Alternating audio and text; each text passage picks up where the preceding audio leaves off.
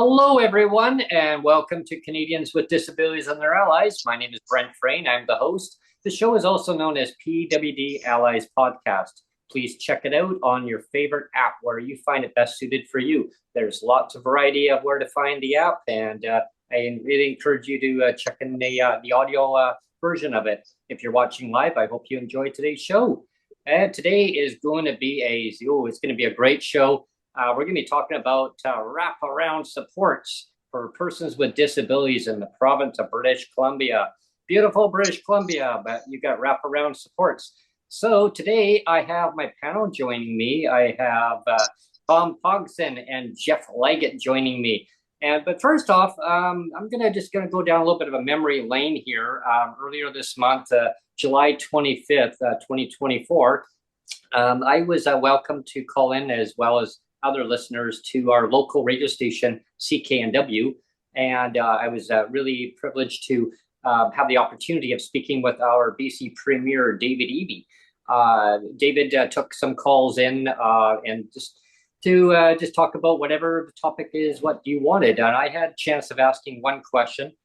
There was other questions I did want to ask, and kind of looking back at it, I don't really regret not asking, but I wish I would have been able to ask maybe about the CDB of no clawbacks off the CDB. But I went with what affects people right away with the cost of living in BC for persons with disabilities. As we all know, persons with disabilities are well below the poverty line in British Columbia and across the country. Every province in Canada, every person with disabilities, 1.5 million disabled Canadians are well below the poverty line. Unacceptable. It doesn't have to be that way. So with the question I had for David Eby at the time was, why did you not raise the rates? Because my landlord gave me a 3.5% increase in my rates, for the rent, but I didn't get an increase this year in the BC budget. There was $0 in the BC budget. So here, I got a little soundbite here that I want to share with all of you today. And it's just a little audio clip of part of the segment. And then we're going to dive into a little bit more of what went on with that conversation. So here we go. But the one piece that you may not be aware of, and you should be, is we've increased the ability for people with disabilities to work and earn income and not have any deductions from their disabilities. So, Brent, if you are able to work, maybe that might be an avenue for you. And we've also worked very hard to expand the housing available for people struggling with disabilities to get into subsidized housing and have housing allowances that go beyond the minimum disability amount for people that are looking at risk of homelessness. So with what that conversation was about, it was, in other words, if you were you struggling because we didn't get a rate increase this year, maybe just get a job. And that narrative, it always kind of resonates from previous governments. Get a job. I remember in Ontario, always from the premier in Ontario, get a job. That's what they need. And I know that the minister that's in charge of the Minister of Social Development and Poverty Reduction recently had said it during a town hall meetings and gathered up information and said that she had heard, Sheila Malcolmson had heard, that the best idea that people with disabilities was that they just wanted to have a job. I mean, that's great for people who are able to work. Maybe if they can, great, if they can get a job. However, with rates not being increased for people who have disabilities that are medically assessed and designated, and Jeff will jump into this part in just a moment, for people who have disabilities that are not able to do the same kind of work that they used to be able to do, or maybe they can't work at all, having that income support in place that's guaranteed that it should be all automatically increased every year. It was really shocking that nothing was in the budget this year. And so with the premier saying that, it didn't really answer my question fully. It's like saying, well, again, like my landlord asked me, why didn't you get a rate increase? And I still don't have an answer to her because my question wasn't asked. It was a deflection. Yeah, it's a deflection. So I'm going to pass the mic over to Jeff Leggat first to start us off, and we'll continue the debate on that conversation that audio clip that I played out. Thanks, Brent. Let me just put some numbers in perspective. There's 6.2 million approximately disabled Canadians in Canada, in a country with 40 million plus citizens. Of the 6.2 million people with disabilities, about 1.5 or 24% need financial support, are unable to financially support themselves through no fault of their own. And I keep coming back to this no fault of their own, because the other 76% love it. Get a job, help yourself, support, love it. That's what the government seems to be focusing on. We have the ability to get a job and contribute to society. 76% of disabled Canadians do that.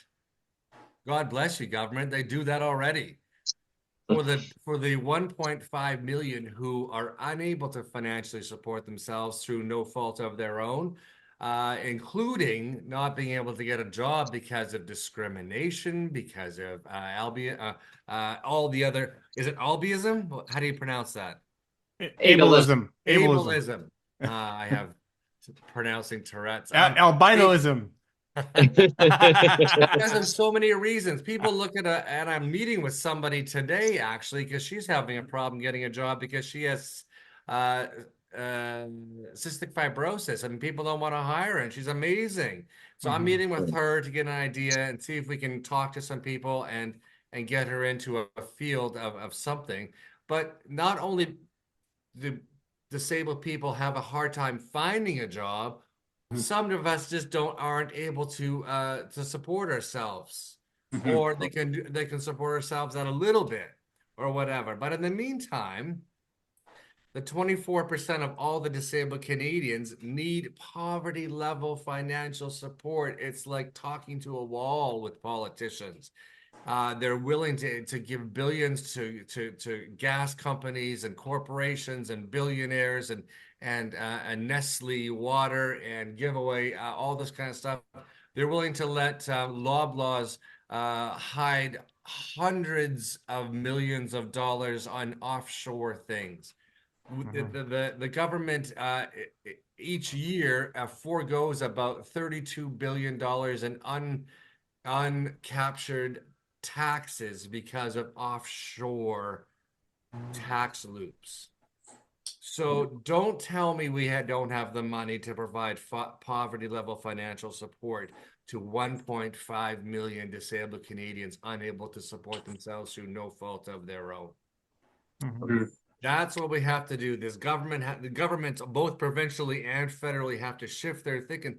76% of disabled people work, contribute to society. There's 24% we are fighting for.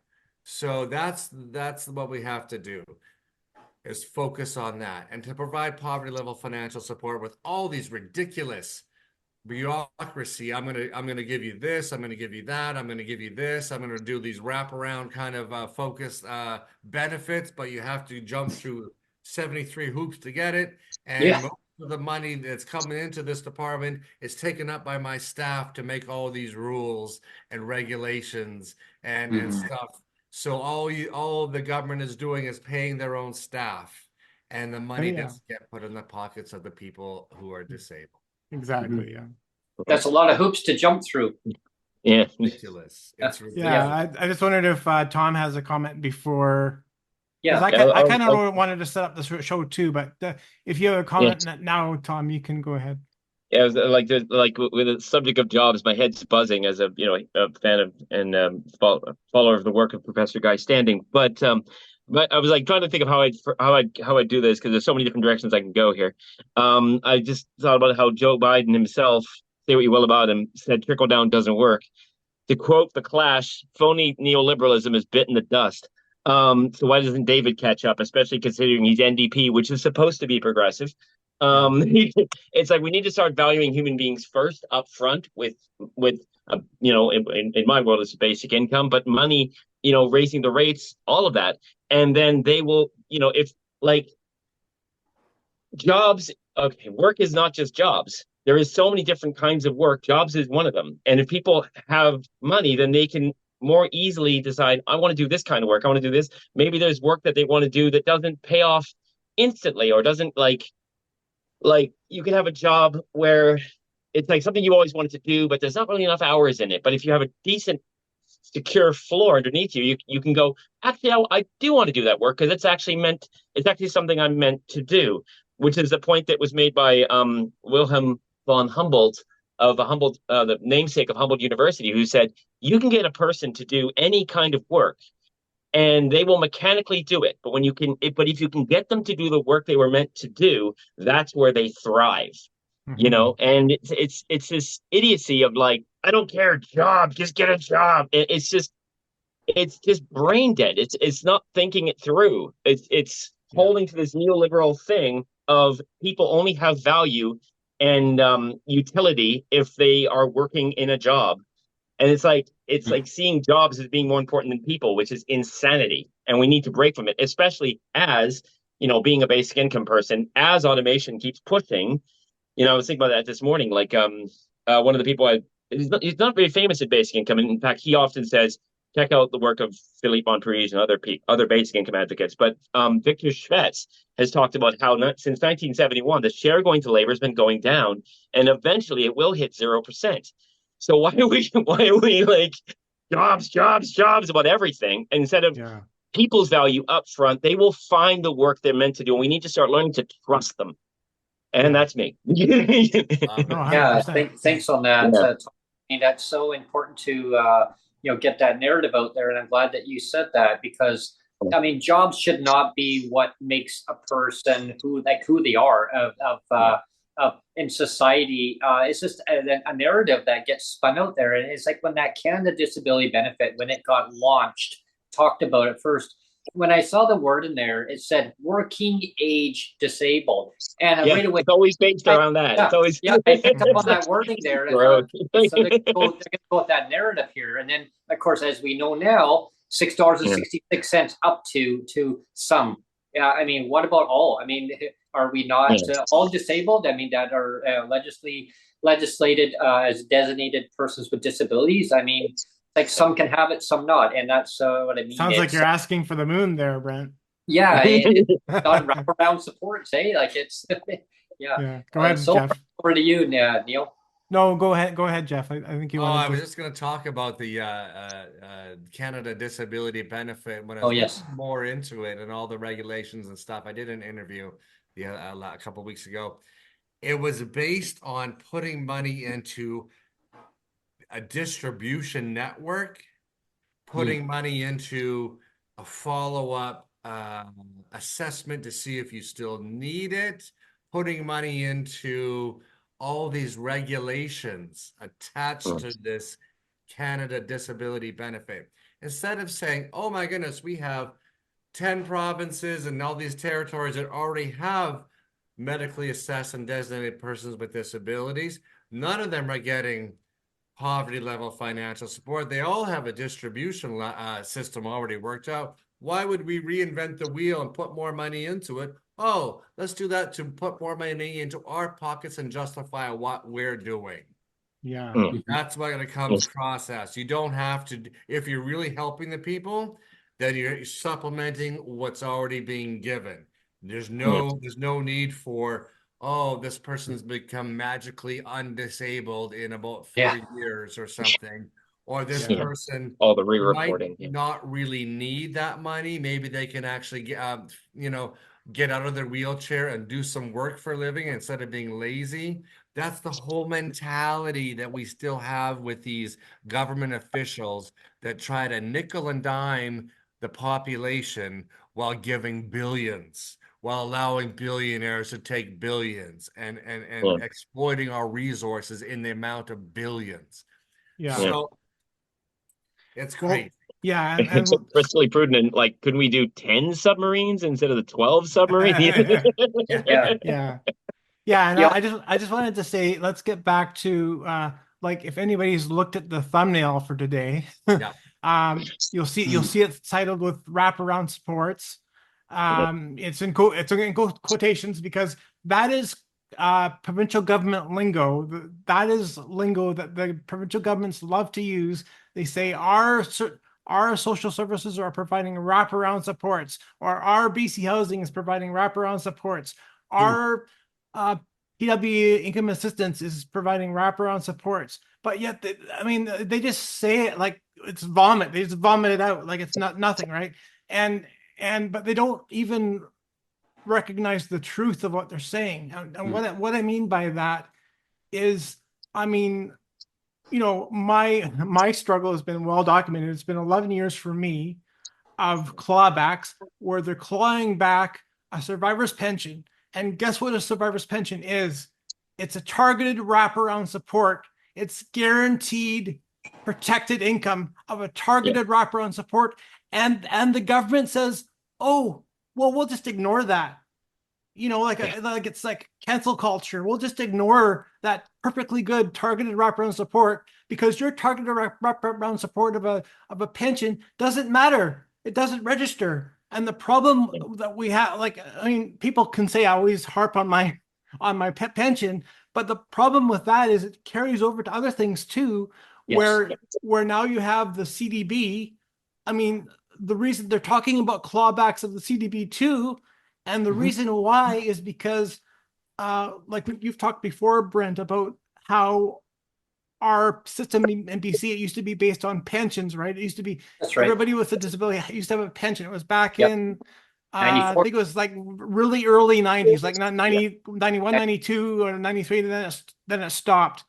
But the reason why they had a pension is because it was a respected thing. And now that they don't have pensions, if you have two support systems, be it from the provincial government or the federal government, you now have, they're in competition with one another.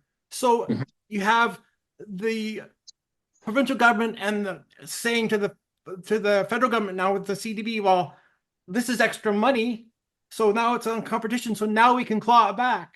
That's the way the legislation and everything is set up now.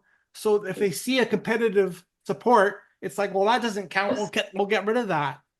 And I just want to speak truth here.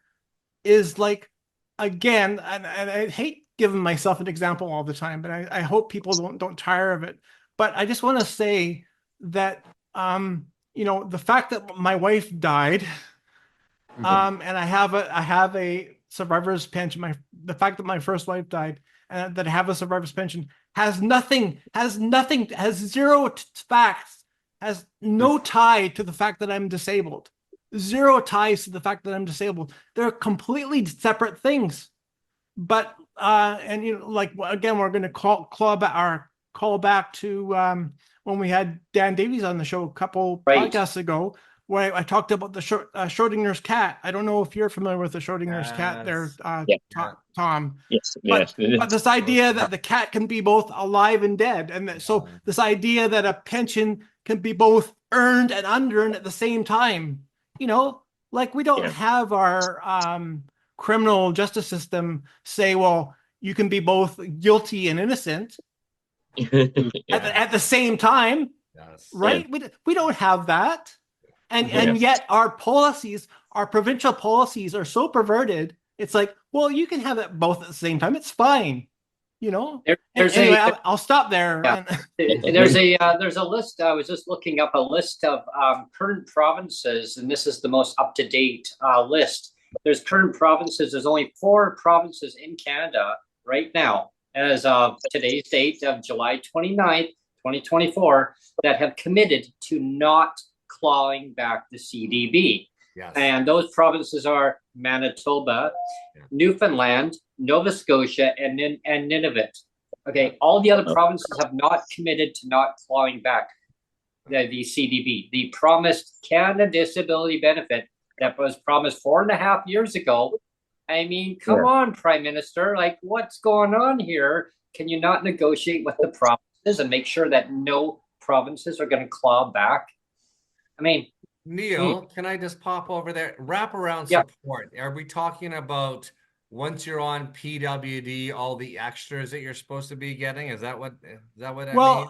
I'm just saying that's the term that the government uses. It's like when they're giving any kind of support thing, you know, like they'll say supportive housing, like we're giving some wraparound support for supportive housing, or like our PW income assistance is wraparound supports, right? So they like to say that their version of assistance matters, but yet they can just throw out like a perfectly good, like that's what a pension is, right? Like themselves up. this idea that now for I don't know when it started, but this whole thing of competition between between levels of government now, it's just like, well, if there's provincial government and federal government, they're in competition with one another and they cancel each other out. It was like, well, if you have a pension now, we're just going to cancel that out because that's too much income now. Yeah, you don't like, want to be too rich. You know, you don't want to be too we have to claw that back as unearned income, because that protected pension, that protected pension money, it shouldn't be protected. They just want you to get ahead. That's, I mean, basically the government's like, it's like suppressing it down. I mean, and you should be we're a wealthy country. We should be allowing our citizens to, be up there where they have a comfortable way of living. I mean, and this is what I wrote about recently with a blog about how we've set this whole thing up so it's like the individual versus the government, the individual versus the community, and then we wonder why things don't work. It's like it's like all the grief, it was all the frustration at the 2,400 a year, 200 a month maximum CDB if you have the Canada tax disability tax credit thing, and then they talk about clawing it back. It's like it's like we just don't like you very much. It's like, and then but please work for us. Why? It's like, I know every time I hear about it, it's just mind-boggling. It does not make sense. It's like confrontational, which is idiotic as hell. It's just brutal. I tried to pull my hair out, and of course, I don't much hair to pull out anymore. I got to come back to this. I got to just break this down to simplicity. If you're medically assessed and designated as a person with a disability in any province in Canada, the minimum level of financial support must be equal, no less than equal or greater than the official poverty level of Canada. Period. Yeah. That's what we have to attain. That's what the federal government has to put into law. Yeah. That's what the provincial governments have to accept as law. Yeah. And that's where we have to go. We don't give a owl's hoot where the money comes from, provincially or federally. I'm a Canadian. I'm not a British Columbian. I'm a Manitoban. Wherever I want to go in Canada, I'm a Canadian. So all this bull crap about strings attached and where the money's coming on competition and who gives it from where, no one's seeing the tree through the forest. The tree is being ignored. The tree is poverty level financial support is the minimum for any and every. How do we get that across? Because all the rest is just all the rest is just gravy. All the rest is just confused gravy in the meantime. Yeah. And the poverty level isn't even as high. Like, it's not like if you're living on the poverty level itself, you're living large. So one of my pinned things on Instagram is how everything is far lower than it actually should be, far lower. The poverty level should actually be higher, but you should at least be at 2,200, not like 2,200, lucky you. Like that should be like, well, of course, Well, and as each year ticks by with them not doing that, that number is climbing higher and higher, and that kind of back into the conversation that I had on CKNW, like. You have to cut back somewhere else in order to compensate to pay your landlord. So really, it actually puts a person into deeper poverty rather than actually, having an obligation of at least tying it to inflation. And BC has not done that. Again, Ontario. Well, the whole thing of when David Eby responded saying, just get a job, Brent, it was very kind of condescending, right? Oh, it's awful. And I don't know, Tom, are you familiar with the jingle of from Friends? A I'll be there for you yeah. when the Oh, yeah. rain starts I to know. fall. I'll be, that theme Yeah. song from Friends, right? Yeah. That's always what the government wants us to believe is like we'll be there for you. And remember, we had John Horgan say, I've got your back, right? Oh, right. Yeah, Yes. true. I've got Thank your you. back, and Yes. now they say like we'll be there for you. What I want to sing a song Yeah. of what truth is. If they were going to sing this song, if you had David Eby and Sheila Malcolmson singing a song together, this is what the Yeah. true song would be. Ready? Yeah. Mhm. We'll be there for you to claw back your pension. We'll be there for Or you you. to take away your EI. We'll be there for you to You claw to back your workers' compensation Yeah. because you don't deserve it. Because the truth doesn't matter of what income I'm really reminded of that bit from is. yeah. Right? Yeah. Yes. Yeah. Reminded Yeah. a bit from I mean, that's what they should make their whole campaign on is Yeah. we'll be there for you to claw back your pensions. So Yeah. please get a job so we can claw back your pension. Please get a job so we can claw back your EI. Please get a job so we can claw back your workers' compensation. Yeah. Right? We can claw back that Yeah. too. We'll claw back everything. Just please get Yeah. a job, and then we can claw back everything. Nice. Right? Yeah. Well, there was Yeah, I'm another reminded. Sorry, I'm just gonna. other I'm part reminded of that bit from Blackadder. If you've ever seen Blackadder goes forth, where he's like, just know, yep, because it's set in World War One that Captain Darling and I are behind you. Yes, 2,400 miles behind you. Yes, exactly. I gotta Yeah. come back, Neil, to say also, the point that comes back to what you were saying about the wraparound and the pension and the clawbacks. If you're medically assessed and designated as a person with disability who needs financial support, you should get poverty level financial support no matter what. Mhm. Any assets you have above and beyond Yeah. can accumulate up to a point where you are comfortable before there's any clawbacks included. That's what it should be. So Yeah. an extra $200,000 or $300,000 in your bank for your retirement for whatever. Yeah. None of this nickel and diming right off the bat to make sure that you have to you have to buy craft dinner each month because you're not going to get the money that you're supposed to be getting. That's the thing. That's the thing that comes with dignity and everything else. And to pile on what Tom said, it's about participating in community. If you know what I mean, it's about having the dignity and the bills covered to be able to participate in community and choose how you want to contribute or how you're best able to contribute to community, not being forced to work at a meaningless job simply to pay taxes or to, you know what I mean? Come on. Yeah, and you know where it starts too is this whole thing of income of last resort. That's the first lie. That's the first lie that they tell you. Yeah. It's income of last resort. Yeah. We have no obligation to actually help you. Yeah. It's set up as a charity. It's income of last resort.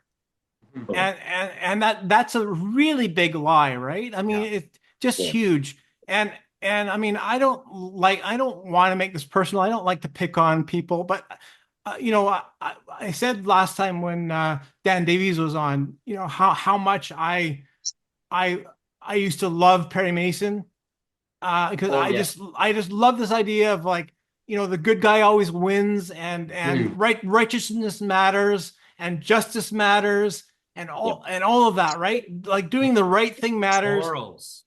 It's morals, right? And like I know that David Eby again used to be the attorney general, which means he used to when he was a lawyer in his past life, he used to take on a lot of human rights cases, right?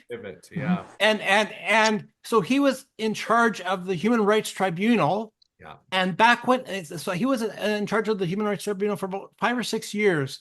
And I sent him, when he was the attorney general, I sent him at least 24 emails saying, can you please acknowledge the truth of what a pension actually is? Can you please acknowledge the truth of what a pension actually is, and tell me why a clawback is justice, and tell me why a clawback is righteousness? And I didn't hear nothing. I heard crickets. 24, 20, no response whatsoever. Nothing nothing from his office. And like this whole idea that we have our current BC Human Rights Tribunal, like they're not interested in truth. They don't want to hear truth. You know, I tell them that this whole clawback thing is all a bunch of pink unicorns. What's that phrase that you can't handle the truth? Remember? Yeah, I know. It's like I just feel like going Jack Nicholson on everybody. You can't handle the truth, like that. I mean, it's true. It's true. Yeah. I mean, it's just like the truth. Why? You know, I know that David Eby, again, and not to pick on him, but I know he's a parent, right? I know he's got kids, and as a parent, one of the things you tell your kids is telling the truth matters. It's like you don't tell a lie. Telling the truth matters. And so you're gonna tell me that David Eby, the parent, and David Eby, the politician, is going to be completely different and say, well, it doesn't matter. The truth of a pension doesn't matter, and the truth that we're screwing over people with disabilities, it doesn't matter because they're only people with disabilities. So it's a different standard. That's an interesting point when you said it's financial support as last resort, and the government, or the government's not financially, it's not obligated to support people who are unable to financially support themselves. I disagree. This is Canada. This is a first world country. It's our obligation to take care of the community. When the government starts to skew that, in the name of greed or whatever, it's time for us to take that back and say, no, this is the 100%. You make this 100%, because there was a part in the CKW in the phone-in show when David Eby recognized, you know, I don't want to do quote unquote what he said, but if people want to look back in the vault, they can hear the response. But he did recognize, but he didn't commit to. He deflected it off, where he did recognize that, you know, that the government's looking into, in so many words, they're looking into the rates. But he did mention that 16 years of previous governments, that they may have raised the rates, but maybe not so much. Again, like, you know, that 16 years, I was taught by a politician, and I'm not going to put the name out there. The person watching it will know who I'm referring to. But I was taught that, you know, don't keep blaming like 16 years or 7 years, 16 years, 7 years, like work together, because like, we know what disabled people went through for like many years, right? I get it, because I lived through it. I lived through trying to be reassessed to see if I was still disabled. And I will never, ever forget the trauma that it put me through, anxiety and stress. I went 3 months with no freaking income, couldn't pay my rent. I was almost evicted. It was crazy. Sure, it got reinstated. I got back pay. And here's $500 for your inconvenience too on top of it. Oh, do I have to pay it back? No. Like, wow. Like, I mean, you know, like. And don't try to pat yourself on the back every time you do an incremental increase, which means nothing. Yes. Yeah. Exactly. Like go a year and skip a year. Which is so pitiful. It doesn't even, $666 a day doesn't even do anything to get someone out of poverty or add dignity or add self-respect or add anything. Don't pat yourself on the back. None of that. No. We don't accept that. I just wanted to clarify what I said and what you said, Jeff, is that when I said that there's no obligation, I'm saying that the government thinks that. I'm not saying that they actually don't. I'm saying that the government thinks that.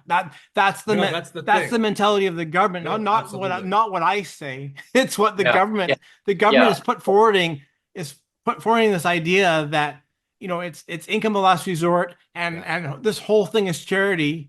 That's all we're on the hook for, is this whole charity thing, and that's it. That's a mentality of failure of society. Yeah. That's a mentality of failure of a nation. That's a Yeah. mentality of failure of a community. No, that's unacceptable. It's not Canadian.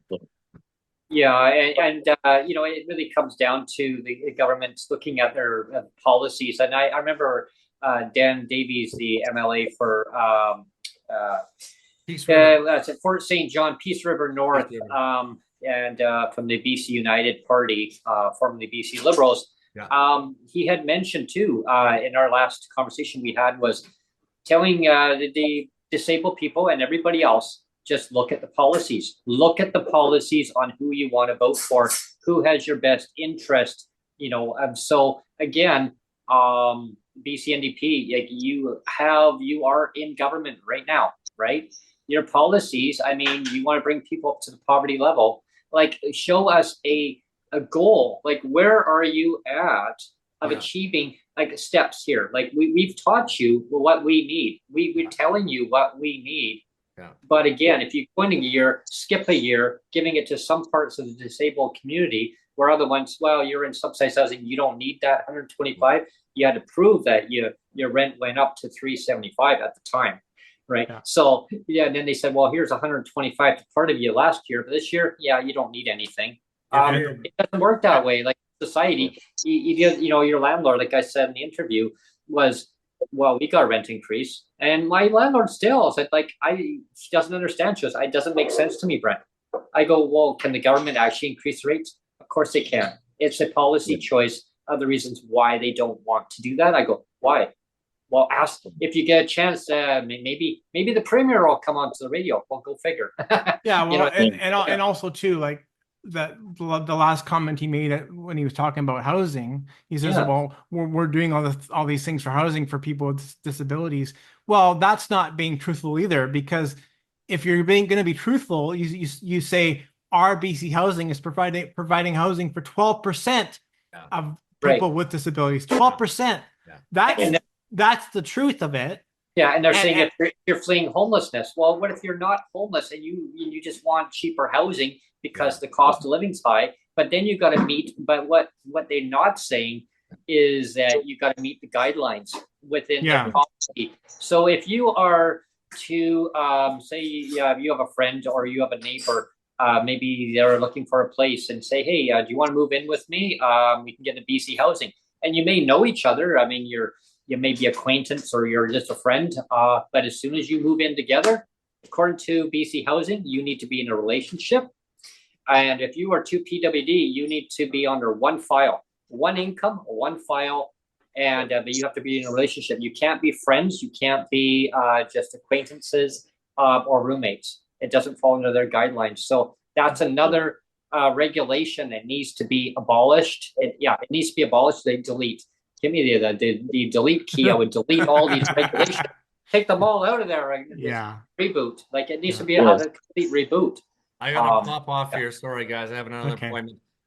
Based on what Brent says, if you're a voter and you're disabled living in British Columbia this fall, NDP is not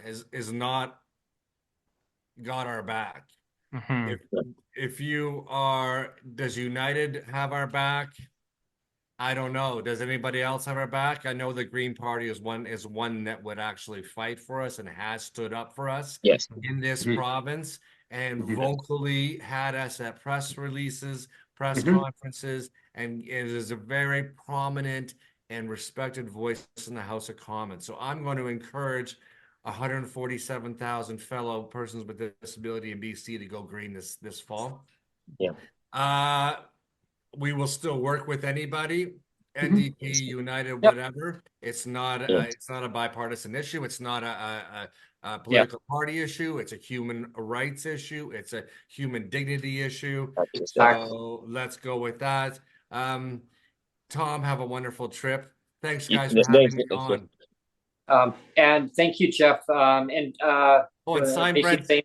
Sign Brent's petition. Petition. E5047. Yeah, E5047. Just Google it and sign it. We're what is it? 160 signatures away or something like that. We're at 339 signatures out of 500. We need to get it past that goalpost of 500 minimum. Yeah. Yeah. Perfect. Thanks, guys. Thank you, Thanks, Jeff. Yeah. You gotta run. Bye. Well, Okay. We'll see you soon, Jeff. Thank you. Yes, Thank you bye. for coming. Okay. Well, I just wanted to hop on what you just said, Brent, Yeah. about what, what did you just say? Now see, I was holding on to that in my head for so long, and now I've lost it now. So maybe just keep talking, and then I'll pick Well, up on it. I was thinking about you mentioned with charity, and I think that's Yeah. the whole problem right there. Is that it's still all focused on charity, or especially since Yeah. the neoliberal kind of when they had the fall of the Berlin Wall, everyone went the kind of Washington consensus. Okay, free market neoliberal capitalism is the only way, and so it all got focused as it's all charity. And when you have something as charity, it's like, oh, look what nice thing we're doing for you, or whatever. And well, who do we get the money to? Whereas if something is a right, like a pension, for instance, then it's Yeah. like, oh crap, we haven't taken care of this person's rights. Oh shit, we need to get it above 12%. Oh my God. Then Right. all of a sudden that changes the whole narrative of it. It's like the United Nations Declaration of Human Rights, Article 25, basically screams no, basic income, or at least basic income for disabilities. That's literally in there. And in fact, it's there in like 3 different places. The what is it? The part in the I can never remember which. I think it's Article 7 in the Canadian Charter of Rights and Freedoms. They what is it? The security of the person. I think It's it is like these Article are like 7. Yeah. it's like we need to come back to that rights-based approach, Yeah. and within that you have like it's a more strengthened thing. It's a universalistic, where it's like because it's everyone defends it, like our healthcare system. Like our Yeah. healthcare system, like we wouldn't be very happy if our healthcare system started getting eroded, because that's every Canadian gets it. And it's like, Yeah. right, every Canadian should have the right to an income that's sufficient for life, regardless of what happens. End of story. We can put things on top of it, but the idea of do we have to do that? Yes, it's a right. Yeah. Yeah. And not I'm glad oh, you. we should do that because we feel bad. Yeah. No, it's a right. Yeah. And I'm glad you mentioned the right thing, because it actually jogged my Yeah. memory. Is when you were saying about all those restrictions for the BC housing, when you checked and Yes. you said, Yeah. well, if you're not married, then sorry, and if and you have to meet certain criteria. If you don't meet the certain criteria, sorry. And again, going back to the thumbnail, if you check the thumbnail, there's a reason why I have everybody The mummy. mummified, wrapped up in cloth, mummified. Is this idea that we're all restricted, right? We're all like this, like Yeah.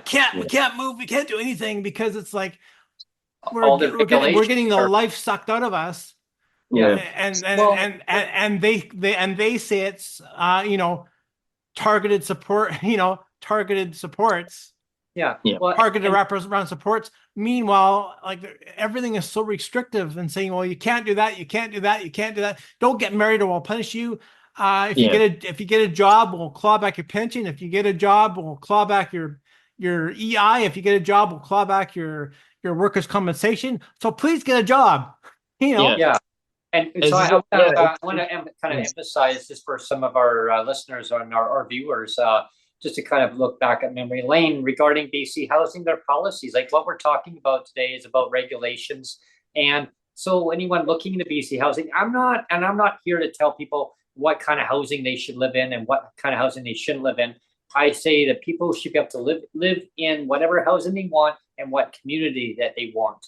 Now, if you want to live in BC housing because rents are rent geared to income, and everyone knows we are in a housing crisis, right? And housing takes time to build. So if person's living in wherever they're living right now, and they're struggling because of the cost of living, and their majority of their income's going to high market rent, okay, well then maybe lower the taxes down. Could be one idea, municipal taxes, but make a deal with the corporate landlords and say, okay, we're going to make rents cheaper, but you now have to look at working with the recipient. That could be an idea. I don't know. I mean, I'll probably get some flack on that one, I'm sure. But otherwise, it's like subsidizing it. Or better yet, just give everybody a basic income, get it up to a level. Now people can live and be where they want to live in. But getting back to BC housing, the regulations, I was astonished because I didn't know all these questions. And I started asking questions. Well, the person I spoke to got very irritated with me on the phone because I was asking way too many questions. Well, rightfully so, right? I mean, shouldn't I be asking questions of maybe of an atmosphere that maybe my fellow neighbors or people in the community are looking for housing because they can't find housing that's affordable? So when I found out that people with disabilities, yes, they can apply and go on a waiting list. Now I hear it's up to 14 years minimum. Wow. Yeah, but if you're fleeing violence or you're a single mother, single father, they're going to take preference. And I was told they're going to take preference with families with children, and rightfully so, right? I get it. I mean, getting basic families with children into housing. Yes, children should not be living in tents, right? Nobody should be living in tents. And that's another whole topic in itself, and I'll get there if we have time on the podcast. But, when I found out about it's a whole umbrella of a network, like seniors housing, right? Mm-hmm. So seniors can still live in their traditional housing where they are, but they're still, they apply for SAFERS, which is a seniors supplement part of BC housing as an extension off of them, which is great because my mom, once upon a time, lived in her own home. Well, I mean, she called it her own home, but it wasn't her own home. She rented, but she had lived in there since I was a little baby. So I always knew it as my home. And it became time in life where I said, well, I'm going to be moving out eventually, Mom. And she's like, okay, well, but her age she was getting up there. I mean, she worked her ass off, and I don't mean to swear, hopefully nobody takes it offensively, but she was effing pissed off at the government because that they wouldn't raise the rates high enough for shelter. And I call it shelter, that name shelter, just, no. But anyway, that's just what industry calls it. Are we dogs? Yeah. Yeah. You know what I mean? Yeah. It's just this industry in general calls it shelter. And I'm just like, wow. Okay. But my mom got so mad because she's like, when it comes time for you to move out, is your income going to be high enough on your shelter portion? She goes, why do they have that in that categorized? Your check is your check. And I go, exactly. So why don't they just remove it? I go, I don't know. And I didn't know much about all the advocacy stuff, how all that worked way back when. And I said, well, I'll ask questions. No, Brent, don't ask questions. You just go with it. And I go, well, no, I should be asking questions. I mean, will that be enough to basically pay a corporate landlord? And I used to ride my bike by a place where I rented. And future, I ended up renting at the place, not knowing I was going to live there, but the rent was higher, almost a little bit higher than what my shelter portion was. So it came out of my support. And as time went on, the rent started going up and up. Oh boy, but I looked at that, and my mom had said, well, yeah, like, okay, that's the scenario you're looking at, but you're still living here. So she had applied for SAFERS. My brother and I lived with her, and under the BC housing umbrella, right? Her rent was subsidized. So it worked good for her because she just had to pay out of her pocket, and then it got topped up as a subsidy to give to her landlord, which the agreement was you keep her rent low as long as she did fix-ups herself around the house. So it worked out well. And I said, well, eventually I'm going to be moving because I saw a place that I'm looking at. And she goes, okay, can you afford it? I go, well, I'll do the best I can. I'll work at my part-time job. And that worked out well. I never thought, okay, well, I'm never going to be able to do that kind of work again in my life. But it ended up being that way going forward, future, fast forward in time machine. But present time back then was, my brother's income was higher than what the household income was allowed for her to keep having all of us living under one household. So the fact is that BC housing government caused a friction in the household. My mom, it caused her health condition to start deteriorating. I didn't realize that at the time. I thought it was just, one nature is just the way that's going in life. And my mom explained that she knew that something was going wrong with her, but she didn't know what. And doctor diagnosed it as Alzheimer's and Parkinson's disease. So then she started developing dementia as time went on, right? But it was because she knew that my brother had moved out because of the income. He wasn't allowed to live there. The household income was too high. So now it was just me and her. And she said, well, thank God that you're still living here because I don't know what I would do if you moved out. because the income wasn't going to be high enough to, you know. And so it came time where I had to move, where I said, I'm going to be moving. Well, we got a boarder in to help my mom out financially with that. It didn't work out, unfortunately, for my mom because she missed her family, right? Because my brother was now gone out of there. I was now gone. She felt that her family was now leaving her because she blamed the government about it. Again, about a government policy that state, you know, that if they would have given her enough income on her pension to live comfortably, maybe she might have lasted more years. I'm not saying that government has caused her to pass away, but my mom had actually said to me at the time, in confidence, that she felt that government regulations were too stringent and that things needed to change going forward. And I said, well, I'll do the best I can, you know, and to keep her her comments floating to help blossom the future for future generations, right? And so that's how I got into advocacy. Everyone, like, it was like not like I saw things that needed to change to try to make things better. When I got off the phone, BC Housing, when they told me all these things, I told them the story about my mom. He said, "I'm so sorry." I go, right, the system needs to change. So this is where we're at. Like, so when government says, well, we've got BC Housing for people that are fleeing, you know, to stop from getting to homelessness, well, why not prevent the problem before it gets to that point, right? Work with the individuals and see what method is best. So that's my rant for the day regarding that. I just want people to kind of look at the scenario. Yeah, if you're going to offer housing to more than 12%. Exactly. You know, because, you know, the government likes to always, I don't know, kid themselves. And you know, when you say, when you and I say, well, if you're only offering 12% to housing to people with disabilities, that's a discriminatory policy. And it's like, well, don't you dare call it discrimination. Don't you dare call it discrimination. Well, that's what it is. That's what it is. You're cherry picking. It's cherry picked policies. If you look up the definition or the antonym, if you look up the antonym of cherry pick, it's like it translates to being indiscriminate is the antonym, which means opposite. Is the opposite of cherry pick is indiscriminate, which means the other way is discriminatory, right? And yet they say, well, cherry picking isn't discriminatory, and even our BC Human Rights Tribunal says cherry picking isn't discriminatory, and it's like, you know, our that's why we got pink unicorns pink unicorns are alive and well because truth doesn't matter, you know, like.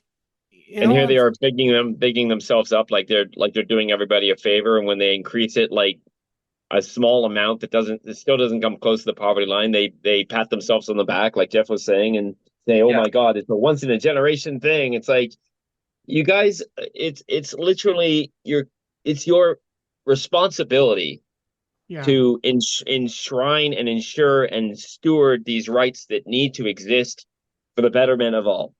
And for all of our communities. You know, like, this isn't like, oh, what a great favor we're doing for these people. No, this is this is your job. This is what you should be doing. This is what should be there in place. And the need for it is only going to increase. So, it's exactly. It's we're like charitable, you know, like holistic, wraparound. You know, it's like when the government says, "Oh, well, we increased it like 5 times since we formed government." Okay, it's like, well, hurrah! Good for you. It should be 2,200. Up to standard, like no less than. Let's all drink Kool-Aid and eat cake. Or have, have a brewed cup of coffee. Drink the Kool-Aid and eat cake, and we'll just believe that our policies aren't discriminatory and aren't cherry picking and aren't everything else. And that the truth doesn't matter, and pink unicorns are fine, you know. Pink unicorns aren't fine because pink unicorns aren't the truth. Or basically saying, "Well, I'm sorry that you didn't get a rate increase this year, but if you've got a job, then that'll solve all the problems." Or you want housing, market housing? Go on the waiting list, get into BC Housing, but you can be homeless first, and then you can get into BC Housing.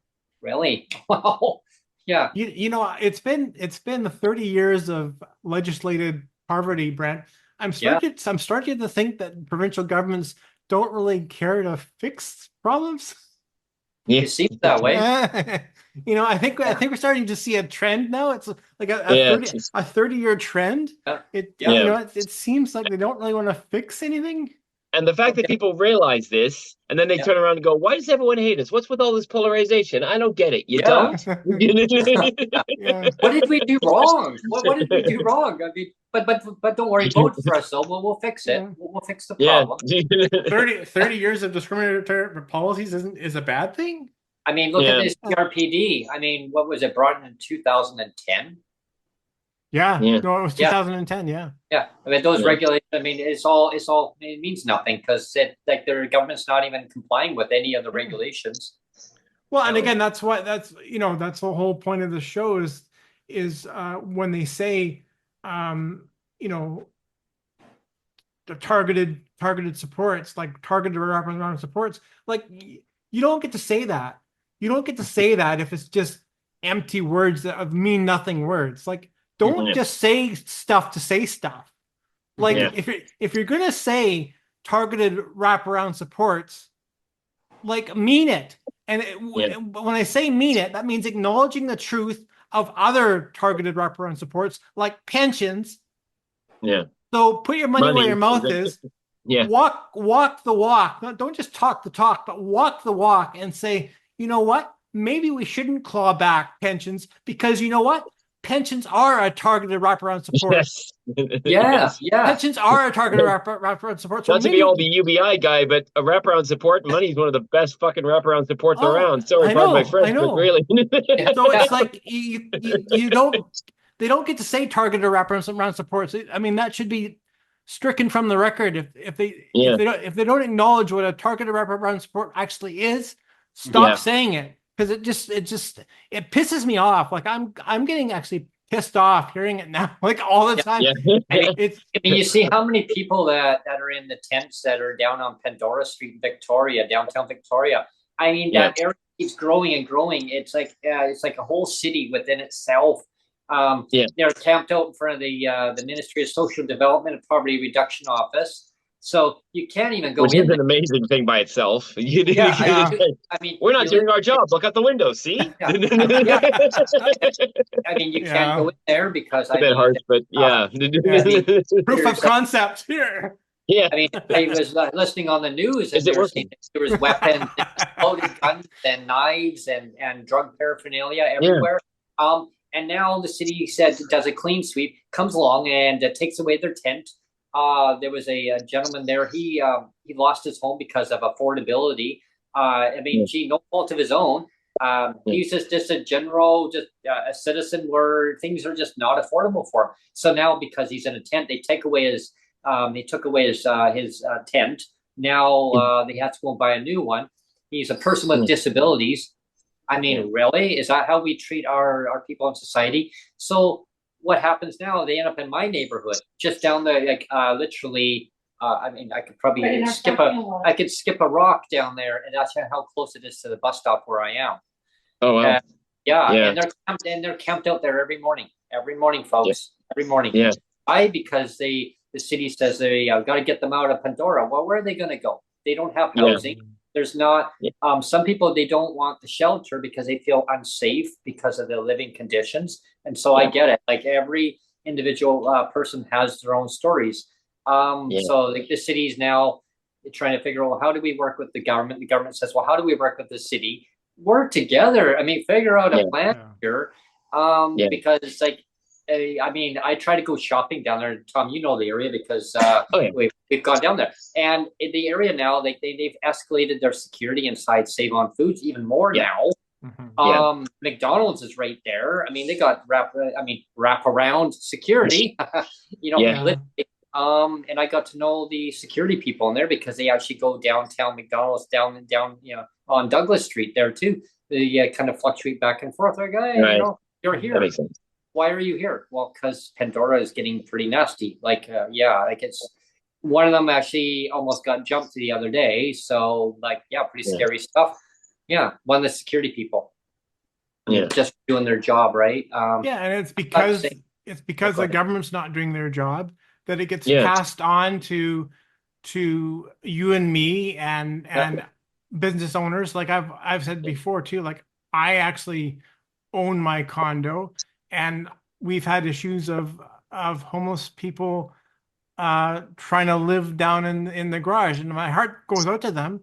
But the fact of Yeah. the matter is they create a huge mess, and they ended up costing us like thousands of dollars in cleanup costs. So that gets passed on to owners, Mhm. Yeah. and the government's just sitting there all going, oh well, it's fine. We'll just pass it on to Joe Blow. It's fine, or we'll just pass it on to the store owners that have to like beef up the security and have all these This is cameras exactly. and Yeah. I know, but maybe we had a I, we had I, a I just want to interject. I literally, one of the jobs I do, I work as a janitor, and one of the jobs I have, one of the contracts I have is downtown Victoria. It's a dealership. And by describing it, I'll probably clue some people in as to where it is because it's got a new iron fence all the way around it, like a big fencing thing oh with wow. like locks on, so like I can get in and out.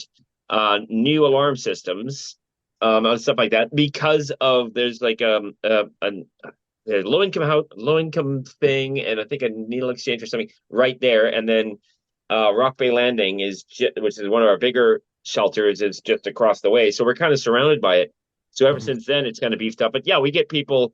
I get people that are camped right outside of like the two sides of the building, and there's more security sweeps, and it's just like all Oh, this stuff isn't free. Like like I'll be working in the one side of the building, and it's right next to it, and it's like the cops just do like a regular routine of going around that parking lot and back out. Then another gun comes in around the parking lot and back oh, out, and fire trucks and ambulances because they often go together for emergencies.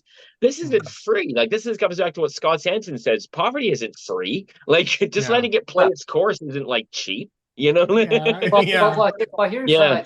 here's a scenario for anyone listening. What's going on? I'm glad you mentioned about that. The police now are having to arrive where the paramedics are showing up. Because I was just going Yeah. to mention about that is in Victoria, just recently there was a paramedic that was assaulted by. Unfortunately, it was really sad that it actually had to be that way. But a paramedic was assaulted by a homeless person who, for whatever reason, I don't know why. But so basically the paramedics and the fire department felt very uncomfortable having to deal with the situation. There was over 60 people that ganged up on all the paramedics at the time in downtown Victoria on Pandora Street. And so they now have basically made a decision that the police are now going to have to show up every time that there's an incident. So now the police have to get pulled out from wherever they are in the city, go down to wherever there's an issue. Again, it is a systemic problem that's breaking down in society where we actually now have to have the police show up because the paramedics can't be there as first responders to take care of a medical situation. The person was in medical distress. And I mean, I'll sum it up in that way, just to, just protect the integrity of the scenario, which I mean, it's sad, right? It shouldn't have had to be the way it was. But again, I mean, those are resources that now get taken up by the city, where if somebody's having a stroke or heart attack or other medical conditions that they need to have the paramedics show up at their residence, well, again, like now they're going to be dispatched where the police can't. They actually have to wait. They have to wait till they're actually told to show up. Like so, the police have to show up first to see if it's actually going to be safe. Then the paramedics can come in. Like so, people's lives are getting put on hold. I don't know. Like there's something serious going on that needs to be resolved on that too. Again, I know Sonia and I we talk about this all the time. She says again, rates have to be increased. I mean, yes, that is the number one thing too, is we're putting more strain on our healthcare system by not dealing with a systemic issue in society. That's like one component.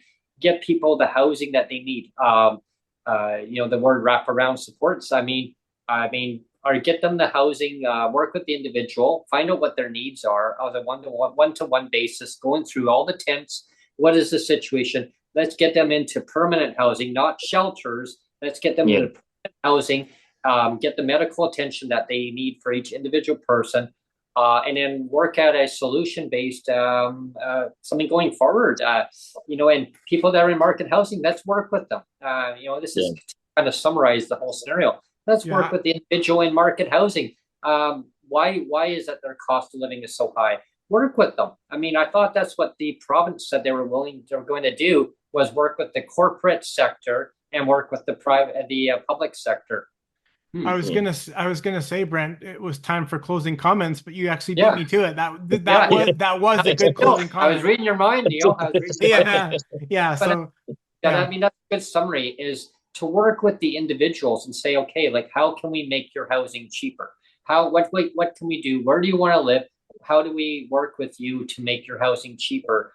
I look back at my hometown in Langley, Tom and Neil. Yeah, the listeners. I live there too. I mean, and the housing now is just way out of reach. It's just way out of reach. I could say, well, once upon a time, it would be nice to live there. Now I look at the prices, well over $2,000. Like a whole PWD check, 2 PWD checks wouldn't be enough to actually even live there. I mean, all your money would go to rent, and then what? But of course, the government solution, and the closing comments, government solution, well, you can get into BC housing, but you got to be homeless first.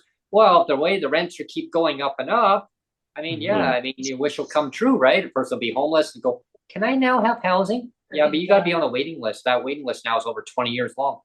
Oh, gee, I'll be, I don't know what health condition I'll be in at that time, 20 years from now. Oh my gosh, right. We'll cross that bridge when we get to it, right? But in the meantime, the government says, just get a job though. But I had a job. Yeah, I had a job and you took my pension away.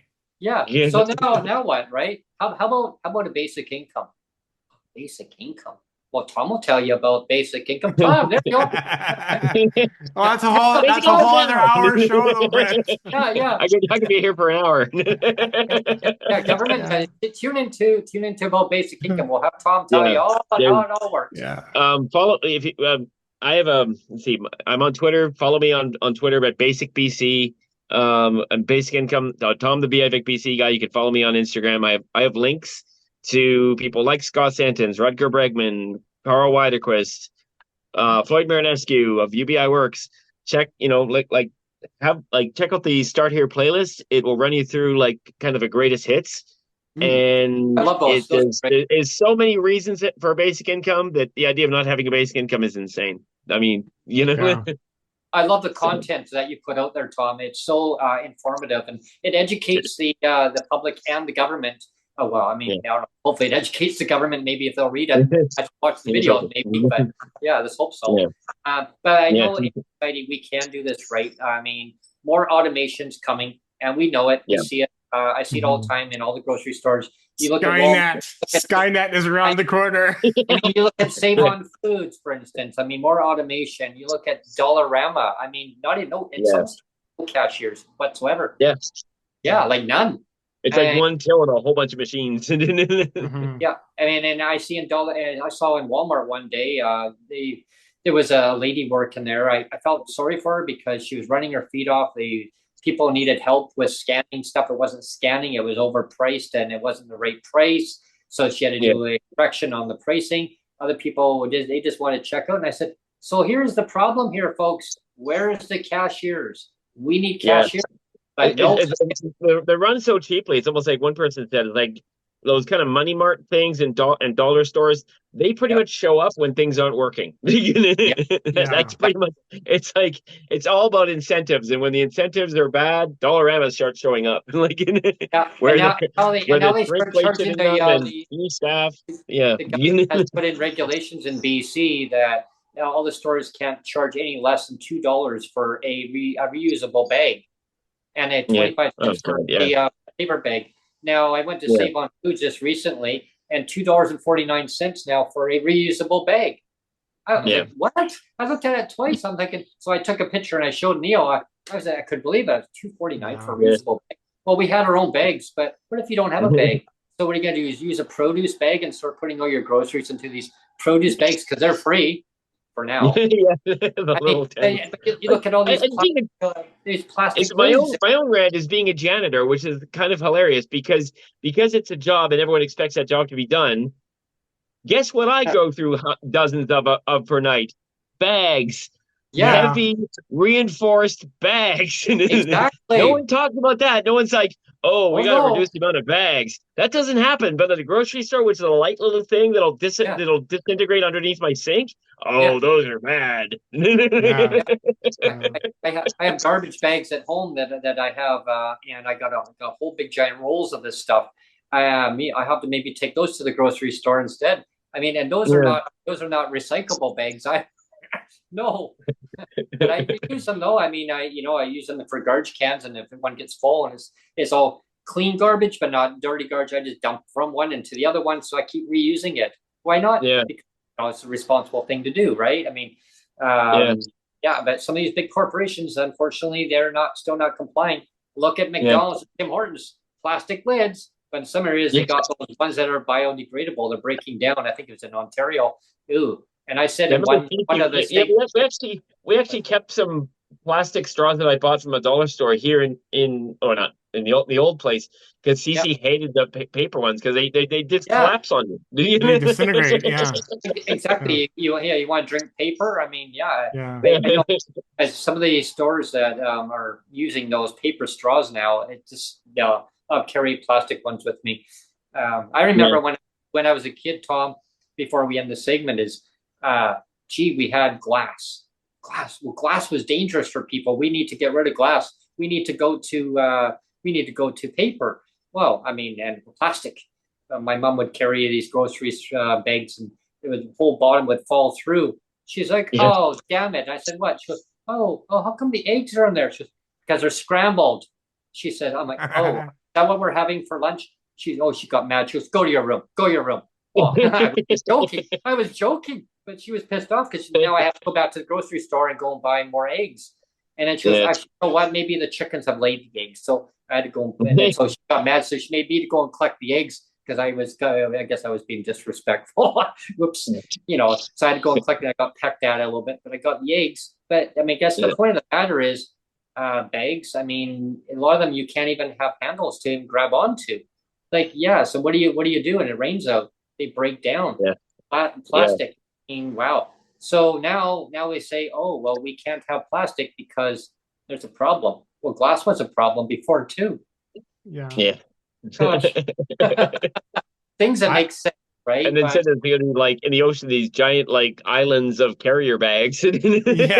Oh yeah. We just throw them out as they get. Maybe we can build an ark with all that stuff. Maybe. Yeah. And then anyway, I was gonna sing us out with "We'll be there for you" with wraparound supports. We'll be there for you to claw back your pension. We'll be there for you. So just get a job so we can claw back your pension. And take away your CPP. And take away your CPP and your EI and your workers' compensation because you don't deserve any of it because you're disabled. But don't call it discrimination. We'll be there for you. We'll be there for you. For you with to take your income tax and get a job. What's the income tax money for? Well, it's for us because we would never give it to you. That's right. Or here's one. If I had $1 million, we wouldn't give it to you pensions because you don't deserve it. Yeah. If I had $1 million, they'd claw all of it back. That's right. You barely deserve charity. Yeah. Thanks everyone for tuning in today. I hope you enjoyed. Stay tuned to our next broadcast, and who knows what that topic will be. Until then, it will be Dan. It'll be Dan. Dan is coming on Thursday with a very special. Special announcement. A very special broadcast. Almost top secret broadcast. But we're going to be broadcasting live, even though it's top secret. We're still going to be broadcasting live. Yep. So tune in for that one. And what time is that, Neil? That'll be like early. I think Dan wanted to. Originally, it was going to be 9 a.m. Pacific, and I think he's going to bump it up to it's going to be 10 a.m. Pacific. So it's 10 a.m. Pacific or 1 p.m. Eastern. Okay, so I'll have the coffee brewing. Yeah. Yeah. So anyway, tune in for that for Thursday. It'll be fun. Yeah, Thursday, August 1st, and tune in and listen to Dan Trey's announcements that he'll be putting out there. Is very important. He wants everyone to tune in. So Dan is in Ontario. So he's in Toronto. Dan, if you look him up on Twitter, follow him along. Watch his YouTube channel. I always get his Twitter his YouTube handle. DT 624. I hope I got that right. 624 or something. Yeah. 624. Anyway, sorry Dan if I messed that up. You can correct us on that comment on the video, but anyway, everyone knows who Dan is, I'm pretty sure. So definitely follow along on this channel and definitely tune in on Thursday, August 1st, bright and early in the morning for BC time, Pacific Daylight Savings Time, not Pacific Standard Time. And Eastern Time is 1 o'clock.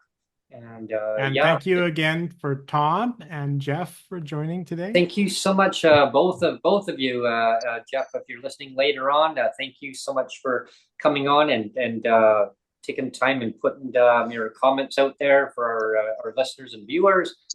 Very important to get the message out that no one should be living below the poverty level in Canada, especially in British Columbia. We're supposed to be leading the country economically. Once upon a time, that's what was always said. I mean, whatever province wants to lead the country, show an example that we can get people up to a poverty level, no less than poverty level, and tie it to inflation. Does that mean that increasing disability rates, or does that mean give everybody a basic income? I would say give everybody a basic income. But in the meantime, get them up to raise your disability rates up to a standard, and then let's implement a basic income and just be done with that, because society going forward, we're going to need that. I mean, and Tom, well, I'm going to have you on another day, and we're going to we'll talk about the reasons why you can talk everybody's ear off about basic income. Yeah, if anyone is interested talk here about basic income, Tom's going to be on very soon, and we'll make arrangements with you, Tom, to have you on after the 1st. Actually, no, you're going to be away. Well, after the 1st, because you're going to be away, and actually Brent is going to be away too pretty soon. I'm going to be away too, but Tom, you and I can reconvene and find out when you're going to be back, and you and I we'll set up a time later in August. Let's put it that way. Okay. We'll set up a time later in August, and we'll do an episode about basic income. Okay. Looking forward to it. But thanks everyone for in today. I hope you enjoyed today's show. I found it educational. Please, if you have, please subscribe to the channel. We really appreciate our viewership. Stay up to date on the content by subscribing, because then you're going to get the news feed that we're now live or there's a now show coming up. Stay tuned over the month of August also, because Brent and Sonia are going to be taking some time off also, as well as Tom. So Tom's not going to be on for a while. I'm going to be here by myself. Yeah, but Neil, talking to nobody. But I'll keep you entertained with some Breaking with Brent segments and some coffee time. And maybe there might be a travel segment put in there. Maybe traveling with Brent. Maybe we'll see. We'll see what's happening with that one. I know Sonia's kind of like a little smirk on her face over there, but yeah. But yeah, definitely stay tuned for any upcoming shows after. But first of all, August 1st, Dan will be coming on, and then after that, stay tuned for any upcoming segments. Until our next broadcast, we'll see you then, everyone. Thanks.